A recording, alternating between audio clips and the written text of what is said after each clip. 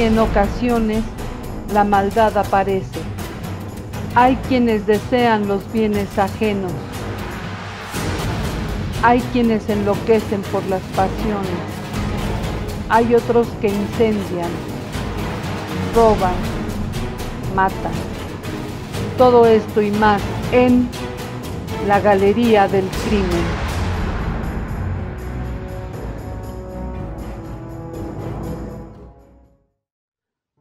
El 25 de octubre de 1994, alrededor de las 8 de la noche, Susan Smith, de 23 años, decidió terminar con una esclavizante maternidad al asesinar con toda frialdad a sus bebés, Michael, de 3 años, y Alexander, de 1.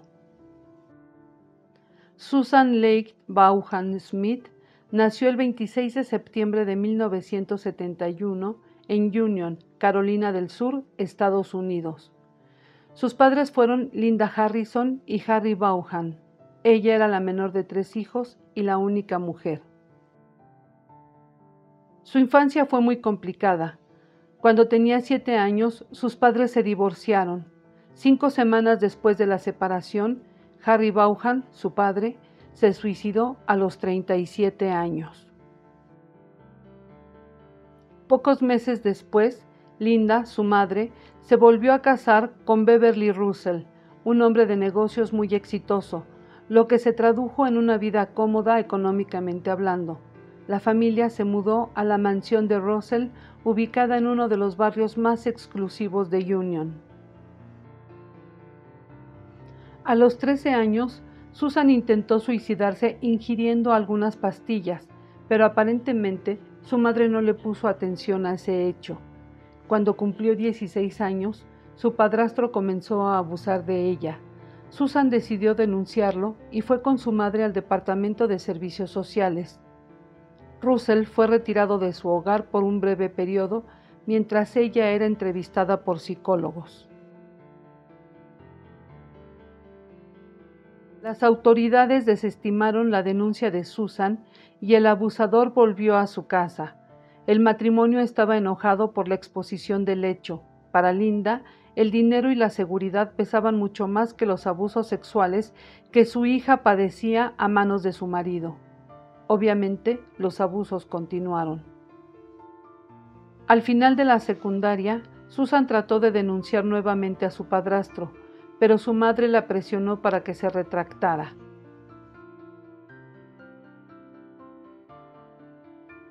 En 1988 consiguió un trabajo en la cadena de almacenes Winn-Dixie. Ascendió rápidamente de cajera a encargada. Era trabajadora, eficiente y ambiciosa. Tenía 17 años y mantenía relaciones sexuales con 2 compañeros de trabajo al mismo tiempo, un hombre casado y un hombre joven. Ese mismo año se embarazó y decidió abortar. Fue entonces que el hombre casado terminó con la relación. Susan intentó suicidarse nuevamente utilizando medicamentos, aunque llegó al hospital y no tuvo consecuencias. Al darse cuenta de que estaba embarazada nuevamente, se casó con su compañero de la preparatoria, David Smith, el 15 de marzo de 1991. Se fueron a vivir a la casa de la bisabuela de este. Al matrimonio no le iba bien y a Susan le gustaba ir de compras y salir de paseo. Para tener dinero, recurría a su madre, Linda, quien la financiaba. David no estaba de acuerdo. Además, sentía que su suegra se metía demasiado en sus vidas y que era muy controladora. Cuando nació su primer hijo, Michael Daniel, el 10 de octubre de 1991, la relación entre David y Susan se volvió insoportable. En marzo de 1992, después de un año de casados, se separaron. Estuvieron 7 meses distanciados, mismos que Susan aprovechó para reencontrarse con un exnovio. Pero en noviembre de 1992, cuando ella le anunció a David que estaba embarazada de él por segunda vez, regresaron a vivir juntos en una casa que compraron con dinero prestado por Linda, la madre de Susan. Las cosas no resultaron como esperaban y cada vez crecía más la distancia en el matrimonio. El 5 de agosto de 1993 nació Alexander Tyler Smith. 3 semanas después de su nacimiento, David volvió a irse. A pesar de todo, ambos se mostraban como padres atentos y cuidadosos que disfrutaban de sus hijos. Susan consiguió un empleo en el área contable de la empresa líder en la zona, Conso Products. Enseguida ascendió y terminó como secretaria ejecutiva del presidente J. Kerry Finley. En enero de 1994 empezó una relación con el hijo de su jefe, Tom Findlay, de 27 años y artista gráfico. Susan deseaba vivir con él, por esa razón en marzo le solicitó el divorcio a David.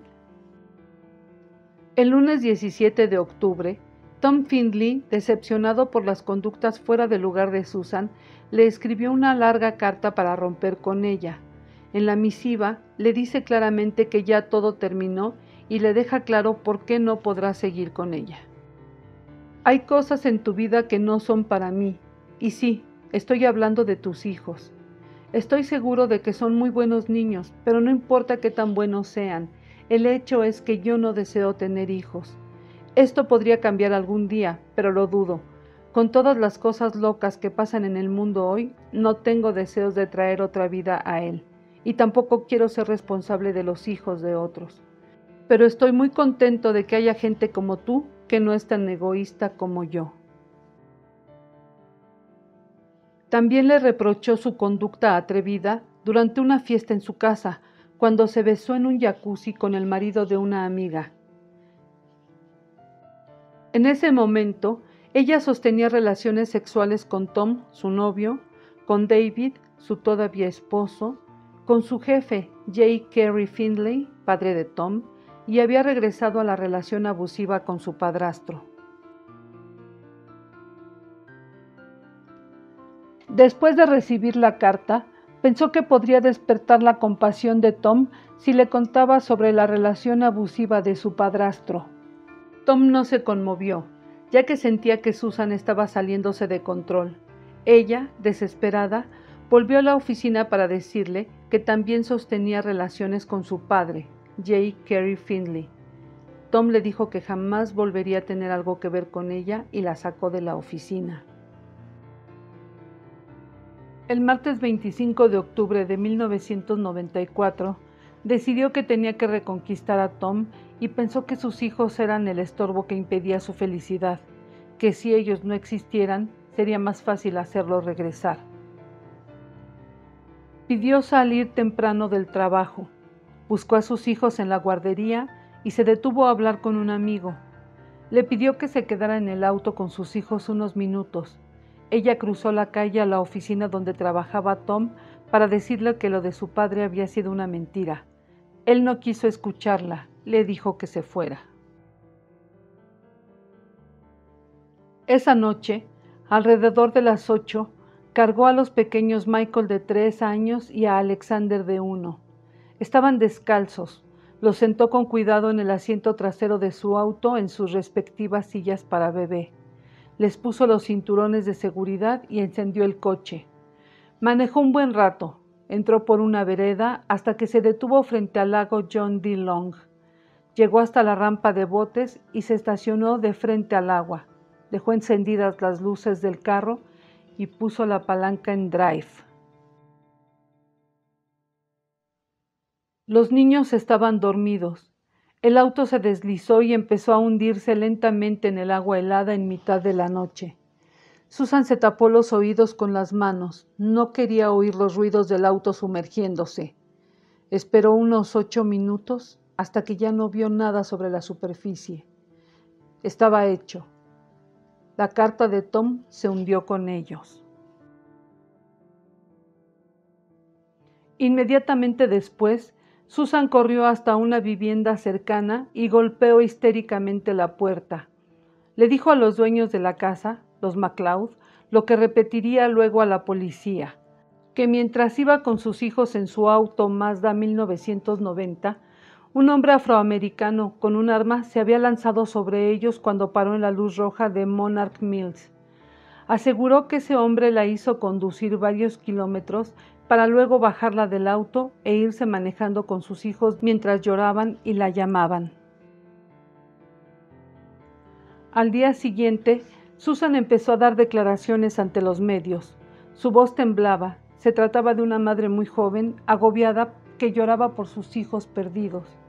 No puedo describir lo que estoy atravesando, decía Susan sentada en un sillón al lado de su marido David. Mi corazón me duele tanto que no puedo dormir, no puedo comer, no puedo hacer nada más que pensar en ellos. La pareja se mostraba destruida. La empatía del público fue absoluta. Durante 9 días, Susan dio entrevistas y rogaba que le devolvieran a sus hijos. Sin embargo, los investigadores eran escépticos, pero necesitaban pruebas. Tanto Susan como David fueron sometidos al polígrafo para ver si mentían. David pasó satisfactoriamente. El informe de Susan no fue concluyente. Había inconsistencias. El público le creía a esa madre destrozada. La policía, en cambio, sospechaba, pero tenía la esperanza de que los niños estuvieran con vida. Susan cometió un serio error en los interrogatorios. Cuando describió el lugar del secuestro, dijo que no había autos, que tuvo que parar en una luz roja en la intersección y que ese fue el momento en el que el hombre afroamericano se abalanzó sobre ellos. Pero eso no podía ser cierto. El semáforo de esa intersección solo se ponía en rojo si venía otro auto en el cruce de calles. Si no había autos, ¿cómo se había puesto en rojo? Tampoco pudieron corroborar otras 2 mentiras. Que había salido para encontrarse con una amiga, la amiga la desmintió cuando la policía la contactó, y que había parado en Walmart a las 21 horas a comprar algunas provisiones. Los empleados de la tienda jamás la vieron. Esto se sumó al hecho de que su descripción del hombre con pasamontaña era tan general que no podía hacerse un bosquejo convincente.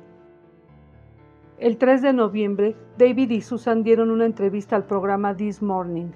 Más tarde, el sheriff Howard Wells la llamó para un nuevo interrogatorio. Esta vez le dijo de frente que no creía una palabra de lo del secuestro. Le explicó lo del semáforo. Susan reaccionó inesperadamente pidiéndole que rezara con ella. Luego le contó, entre llanto, el crimen de sus hijos.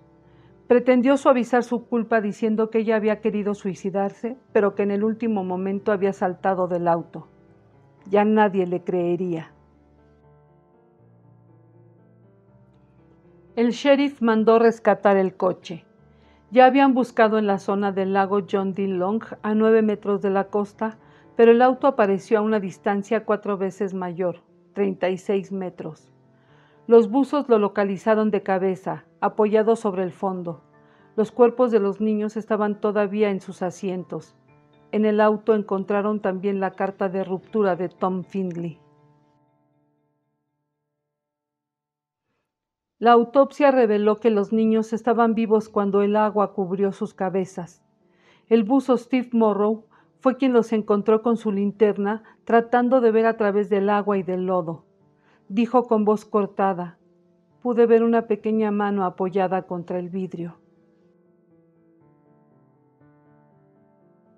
David le preguntó la última vez que la vio por qué había asesinado a sus hijos. La respuesta de Susan fue: tranquilo, cuando salga de aquí, espero regresar contigo y tener más hijos.